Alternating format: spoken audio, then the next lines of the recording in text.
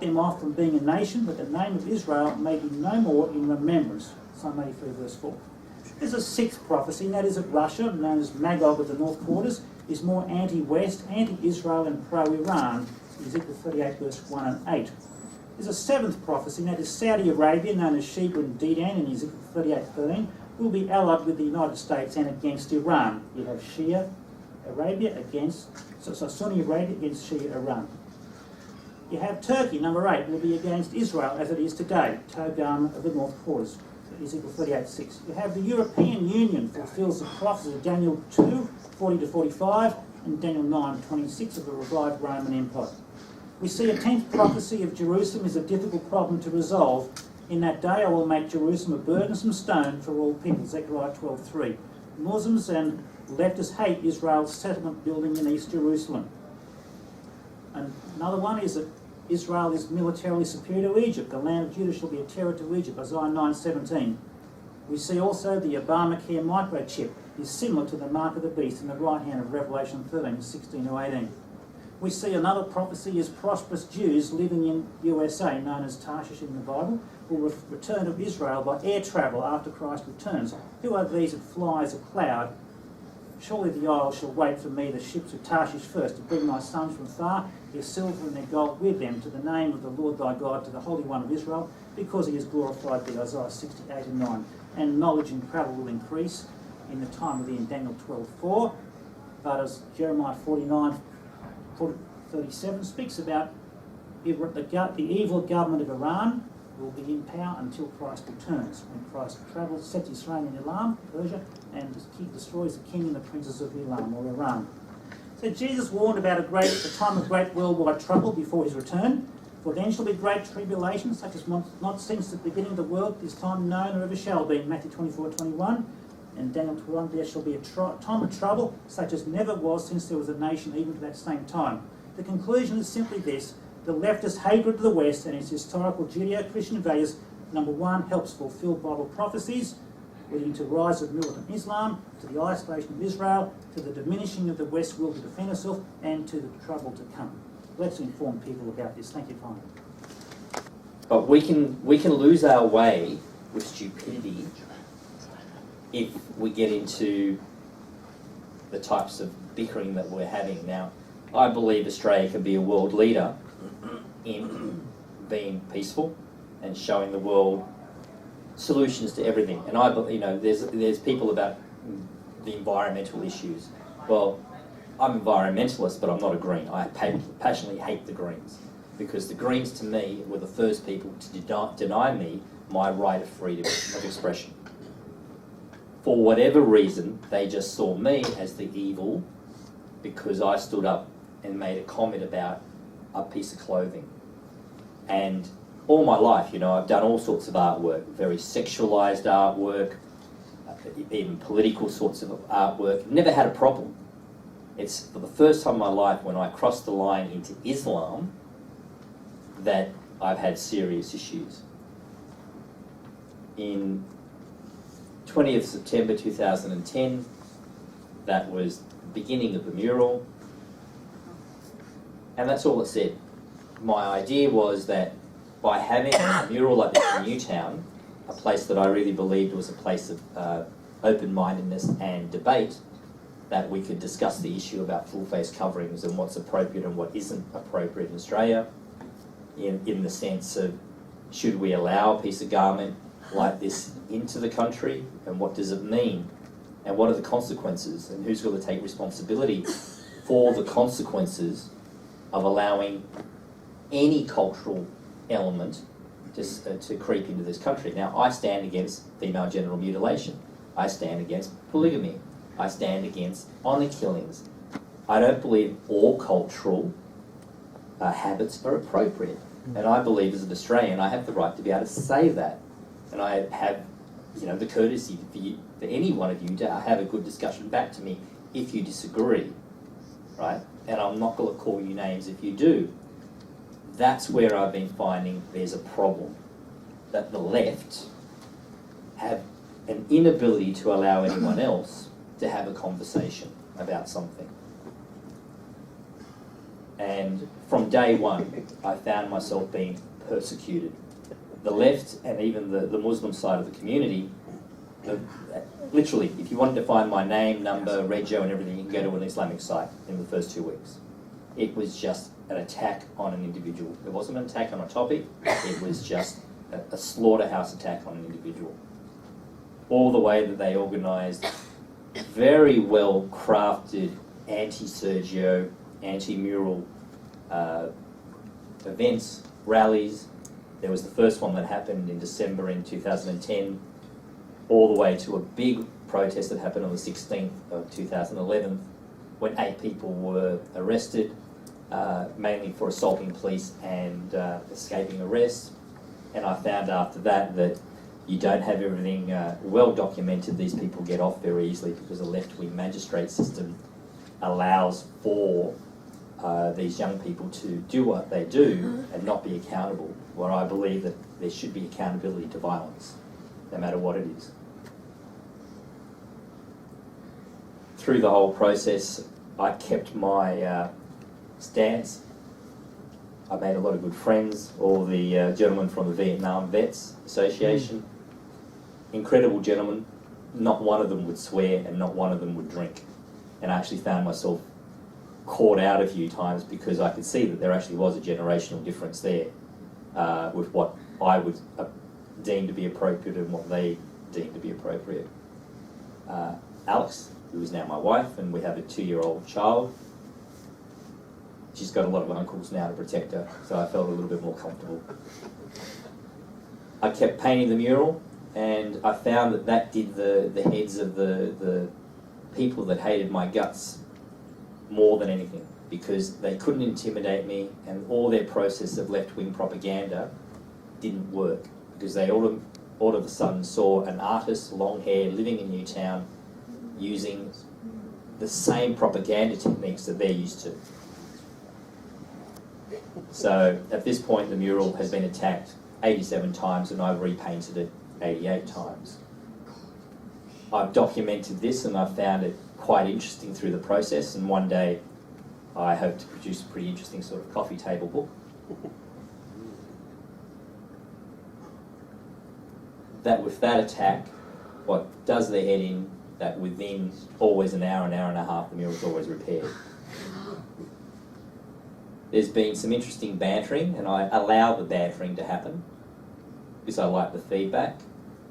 And it took a long time for the vandals to work out that the more they did the vandalism, the more I actually used their vandalism to my advantage. Over the time period, that was actually an attempted firebombing of the building on 3 sides, but their napalm recipe just didn't cook off very well. I don't think they listened to their chemistry teacher very well. The environmental damage that these left-wingers and Muslims created, like hundreds of litres of paint down the drain. I have over the time now arrested 5 people on citizens' arrests. Trick number 1, always go for the big guy. He was actually deported. And that's my right to protect my property and stand up for myself. Now that the violence is grown to the point that I have police protection almost every day, and that I find serious, more for my wife and family. I found during the process that as soon as you argue about one topic, it instantly brings in Israel and Jews. And so I found that anti-Semitism was instantly brought in by the left and the Muslims, purely because I'm talking about a piece of clothing. And I've found that it's just ridiculous. The level of reverse discrimination that's crept into the system by people calling me a racist, but in reality, they're the biggest racists that are around. That's right. And the level of violence, again, is what I keep pushing, is inappropriate.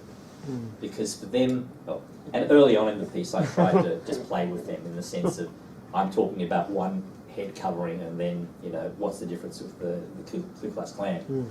But now, of course, now it's say no to the Quran from another point of view, because some of you may have seen that a few of us did a stunt a couple of weeks a go at Parliament House.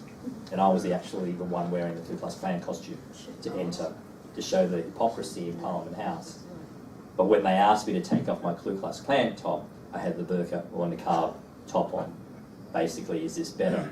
While they wouldn't allow my associate with a motorbike helmet into Parliament House outright, they wouldn't allow the KKK costume into Parliament House outright. They didn't stop my other colleague with the niqab or myself with the niqab entering, and of course we went through the process after that. And I find that I believe in equality, and I believe in one rule, one set of laws, but I believe in equality. I find it hilarious that I believe in equality to the point, though the people who I have given equality to don't return the favour. That the minorities who keep screaming the loudest can't understand the concept of equality when it's reached. So that line about the lesbians at college that hated my guts, I was 18, 19. Because I wore King G shorts, I was the enemy instantly of these women who were in their 50s then. And it took me a while to try to work out why this generation of people hated me without even knowing me.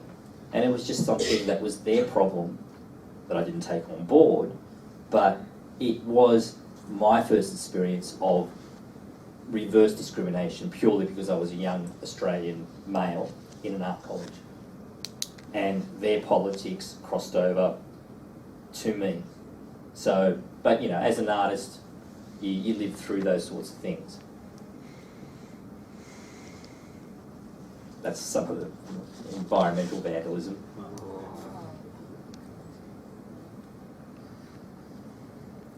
So I'll just quickly go through this, because it is 4 years. Documented a lot of the people. Then we started having fun. This was against the Greens that were supporting the BDS movement against Max Brenner. And especially in Newtown, it got targeted. And I felt sorry for the young kids that were working at Max Brenner, and a lot of them were Asian background students. They didn't know the history of Israel. They didn't know the politics. They were just there working. Then all of a sudden, these people hating their guts. I can openly say that I've worn the burqa, niqab a great deal, and I know personally that it's dangerous. It's impossible to drive in. It's totally stupid for our society to allow people that can be men in disguise.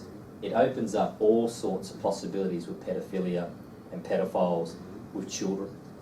And I can't believe that we're not adult enough to be able to talk about it, because this issue shouldn't be about Islam or Muslims. It should be about what's appropriate about identification and seeing each other's faces.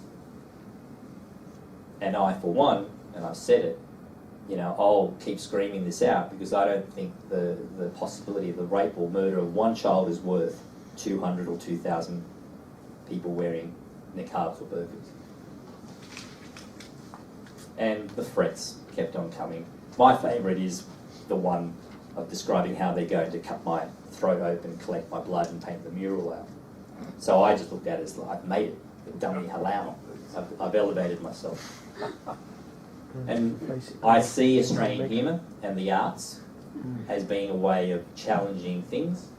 This mural's actually made it worldwide now. It's actually been used by the UN against female genital mutilation. But even this, I'm not branded a racist. And it's just, it does my head in. So I don't agree with submission in any form. I don't believe in slavery. Slavery was mentioned before. The point is that yes, the Ku Klux Klan were the slave masters, but the reality is the slaves were all collected by Muslims and Islam. And the majority of all the slaves that were sent to North and South America were collected by Muslims, and the current world slavery market is still committed by Islam. Okay, that you can tie into being more cultural than just religious, but this is the shocker. I accept and acknowledge Islam. It is real. It is what it is. It is a political, legal, religious ideology. Like communism, like Nazism, it is real. We have to work out how we live with it. We can't tell them how they're going to live overseas. They'll have to work their own life out, and you know, evolution will work its wonderful plan in the long run. So, but the point is, here in Australia, we can decide what's right and wrong. And I don't think that form of ideology is appropriate for Australia. And of course, you know, genetics and race doesn't work, because I have many, many friends who are Australians that come from a Lebanese Christian background. So they're exactly the same racial makeup of the people that come from overseas who claim to be Muslim. So genetics has nothing to do with it. It is basically a way of thinking. And totalitarianism is evil when people get brainwashed. The young men, mainly men from the Japanese Empire that were brainwashed, they were brainwashed. We have a beautiful relationship with the Japanese people now. They're incredible long history and culture, but for a time period they were brainwashed and the world went into chaos. Same with Nazi Germany. These were pieces, the one before and this one, Aisha, Half the Value of a Man. These were the beginning of serious artworks that I created. The first one with the burqa actually had me thrown out of my gallery after 30 years because my best friend, and she still is, was so frightened of the consequences of the violence that she pulled the work. And because she pulled the work, I couldn't accept that, so now I don't have a gallery. But it's led me now to a process of a couple of years of working towards buying a building to have shows, and for other artists who may find themselves in a position they can't find a gallery brave enough because of threats to actually have a place to show. I had a great time taking on the BDS and the Greens in Marrickville. They really do dislike me. And while I won't say that I was single-handedly responsible for Fiona Burns losing the state seat, I'd like to think I was a main player in that. And of course, a bit of mind-fucking, excuse the swearing. You know, you go to these rallies and they're screaming out from the river to the sea, Palestine will be free. People, do you understand the consequence of what they're saying? Well, we return the favour.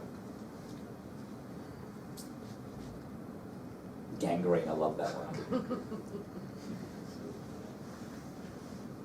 And all these, just for the environmental side, I ran for council and that was my paperwork for voting for me, so it was a recycled orange. It was quite amusing getting that passed by the Electoral Commission, but it worked. One of the people that attacked me with a shovel, he's very well known around the world now. I say trying to sell pork in Lakemba piece. This is a beginning of a piece for homage to Theo, Theo Van Gogh, who was an artist who was assassinated after having a fatwa put on him. He and another lady, Alan Hershey Ali, did a documentary called Submission about the plight of Muslim women in Islam and the suffering. Over the years, I've met all sorts of people. There's Robert Spencer there, Fred Nile. Now, from my perspective in the 80s, Fred would have been the very last person I would have been standing side by side with. But now, all these years down the line, I still don't have to agree with his politics, but I respect him as an individual for peacefully standing up for his opinions. And I guess that we're warm with burkas in all sorts of places.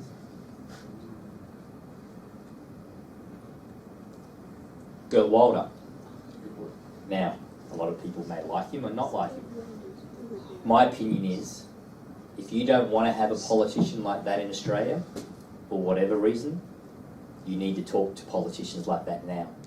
And we as a country need to talk about things openly before that level of difference manifests itself. Before we get into a position that we have an extreme left or right, right? We need to talk about it. Otherwise, politicians like Gert will happen in Australia as there are politicians like the Greens now, right? And people disagree with the Greens, but at least the one thing about the Greens is that at the back of their constitution, they're not there to really try to change the Australian constitution or how we vote. The problem about Islam and how it's very well written in the Quran and the instructions to its followers is that you must convert and change